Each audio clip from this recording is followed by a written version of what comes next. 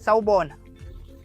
Uyazibuza ukuthi kuyini ukwelashwa ngeplasma, okuvame ukubizwa ngokuthi i-PUP, okuyisihlobo esishisayo nesiphikisanayo kakhulu esimweni samanje. Ukwelashwa ngeplasma noma i-PUP kuyisihlungo esiphezulu segazi lakho. Sikhipha igazi lakho, silijike emshinini we-centrifuge, siqoqe i-plasma ecebile ngama-platelet esezingeni eliphezulu, bese siyifaka eduze kwamalunga noma izicubu, ukuze sikusize uthole ukweluleka. Izinkomba zokwelashwa ngeplasma ngokuyinhloko ukulimala kwezemidlalo okuholela ezinkingeni ze-tendon njengezinyembezi ze-tendon, izinyembezi ze-ligament, futhi okubaluleke kakhulu njengezinkinga ezingapheli, njengendololwane yethenisi, indololwane yegalofu, i-patellar tendinitis. Ngokuvamile abantu basebenzisa ku-osteoarthritis, kodwa kungconya kuphela ukusebenzisa i-PUP ezigabeni zokuqala, futhi ezigabeni zokugcina i-PUP ayinendima, futhi ngeke ikusize uthole ukweluleka.